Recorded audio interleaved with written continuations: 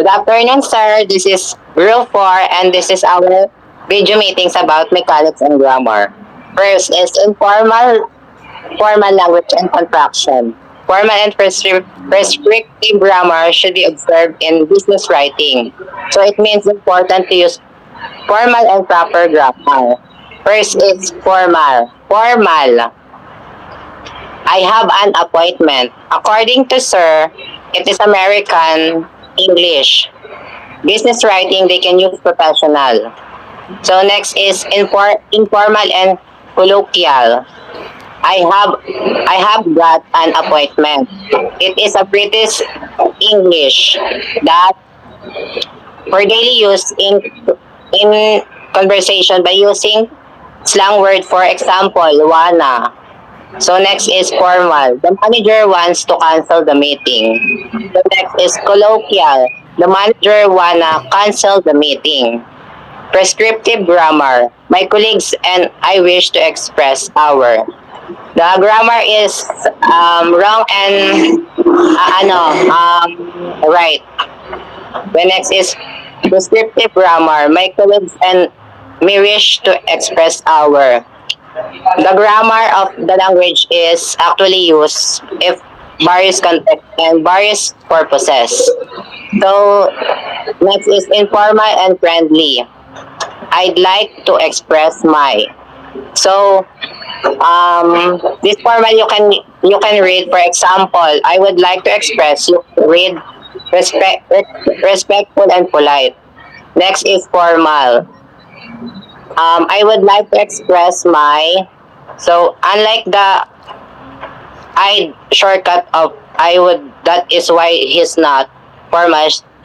So become informal. Grammar is generally defined as the set of rules that explain the word are used in a language through both writing and speaking. For example, I am looking forward to meeting you. From the word meeting, meeting is the present participle form of meet. Articles are used before nouns or noun equivalent and are a type of adjective. For example, the item is only available in the Philippines. The definite article the is used before a noun to indicate that the identity of the noun is known to the reader.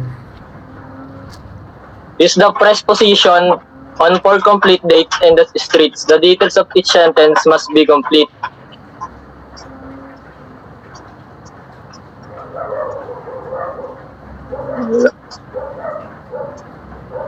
The preposition in this month's years and centuries. The will is the part of the in the modal verbs and is part of the nouns and pronouns. There are times when they are not allowed to be combined, and the in is part of and preposition. Embedded question. A question that is included inside another question of statement. Avoid run-out sentence. Avoid run-on sentence. Run-on sentence occur when two complete sentences are combined without using a conjunction or correct punctuation. Example, thank you for showing your interest in our working with us. We will process your application shortly. That is the incorrect, that is a run-on sentence.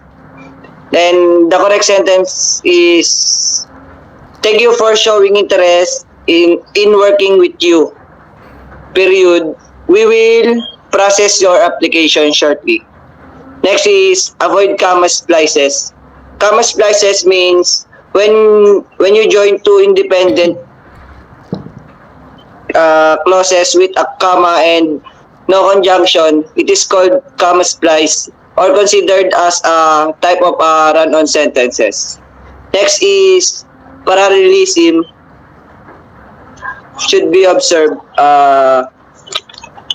when When words or phrases are repeated in succession and agree both grammar and meaning, if two or more ideas are parallel, they should be expressed in parallel grammatical form. Next is noun that cannot be pluralized. They are called non-count nouns or mass nouns. Some common non-count nouns are information, equipment, and furniture. Then, caused by the improper arrangement of words or incorrect sentence. In English, it refers to a sentence that can have more than one interpretation due to unclear structure. Example, they are flying planes. The sentence could be means either that they are the ones flying the plane or that the planes themselves are flying. Because of this, the true meaning of what the speaker is trying to convey become unclear. Another example, the president sent Mr. John to Dr. Lim's courtesy call because it's his first time in the country. In this sentence, it's not clear who's the first time. Is Mr. John first time in the country or Dr. Lim? To avoid confusion, it's important to clarify such statement. It's an example of clear version 1. The president had to send Mr. John to Dr. Lim courtesy call because it's Mr. John's first time in the country. And example 2, the president had to send Mr. John to Dr. Lim courtesy call while your country for the first time. Version is the first time. Refers to essential communication to avoid fully at this point a meeting that can lead to misunderstanding. Active and passive voice. Voice is refers to the form of the verb that indicates from the grammatical subject from the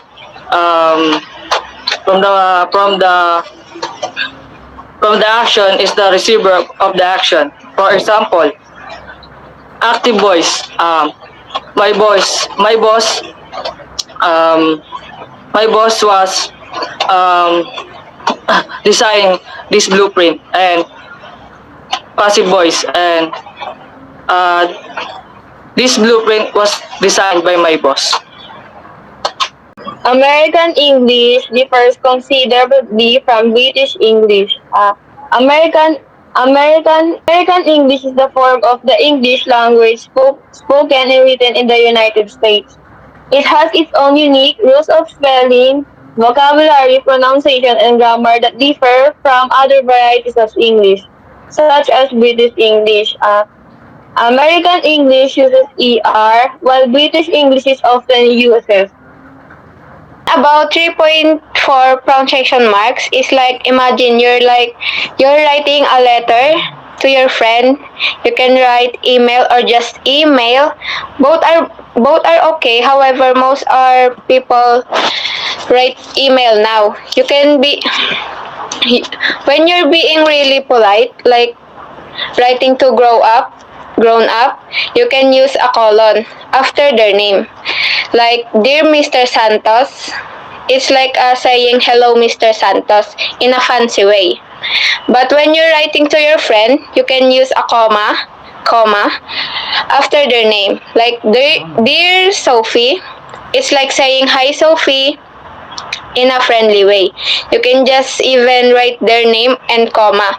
So colons are just being fancy, and commas are for being friendly. Next is abbreviation. Abbreviation is a shortening of letters into first and the last letter. For example, Executive Chief Office or CEO, or corporation or corp. So avoid using abbreviation. Incorrect is December 15, 27. Incorrect also is this Dec 50, 2027. The correct is December 15, 2027. And we can also use abbreviation We can use also universal abbreviation, for example, doctor, CEO, or saint. And be considerate with the capitalization and abbreviation. So we can use AM as small or AM as a big letter. And the meeting, inconsistent, the meeting, like for example, the meeting is from 3 p.m. to 5 p.m. So we can use small to big. Next, consistent, the meeting from 3 p.m. to 5 p.m. or the ceremony from 3 p.m. to 5 p.m. So we can use small to big letter. So I learned that writing numbers and figures correctly is important in business writing. Because incorrectly written numbers and figures can lead to misunderstandings and errors in calculations. If you're consistent doing that, you will help readers easily understand the infos and helps to avoid manipulation of numerical data. So here's some important things to remember. Number 1, always use Arabic numerals for numbers instead of spelled out words. Number 2, use commas to separate thousands. And then the last one, make sure the numbers are consistent throughout the document. For example, if you start with spelled out numbers in a sentence, continue using spelled out numbers in that sentence. Let's talk about special techniques. Using special marks like bullets, dots, and asterisks can help draw attention to important information, and it makes it stand out from the rest of the text. This is especially helpful when you want to highlight key points or emphasize crucial details that you don't want the reader to miss. By using these special marks consistently, you can create a clear visual hierarchy that helps readers quickly identify the most important information and understand your message more effectively. For instance, if you're writing instruction on how to assemble a piece of furniture, you might use asterisks to highlight crucial steps or bold text to emphasize safety precaution. By doing so, you can ensure that your readers stay on track and avoid potential mistakes. Using the key tabs. Using the tab key is a simple way to keep your text organized and easy to read. When you press the tab key, it creates a blank space that allows you to separate related information, making it easier to scan and understand. This helps to avoid cluttered groups of information, which can be overwhelming and confusing. By using tabs, you can create clear headings, separate paragraphs, and organize your text in logical and visually appealing way. This makes it easier for readers to focus on the important information and quickly understand the main points. Text messaging styles. Digimon and other text messaging styles are discouraged. It is because they are inappropriate and so informal. Just like Digimon users who are using numbers and shortcuts of alphabets to replace the main words. Like for example, when they use the numbers like 4, which is not appropriate to say, and others may not understand them very well as the shortcuts of the words. Because talking and sharing information is so important, and as well as the kind of person or people you are having a conversation with. Next is emoticons. Emoticons are facial expressions for expressing someone's feelings, mood, or reactions. That's why it should be avoided in formal business correspondence because you should act as a business type person and always set aside your feelings. And the reason why it is allowed to use for your friends, colleagues, and subordinates because you know them and you all are acquaintance. Gender-based nouns and pronouns. It is used to refer to people of their particular gender, such as man or woman, nor boy or girl.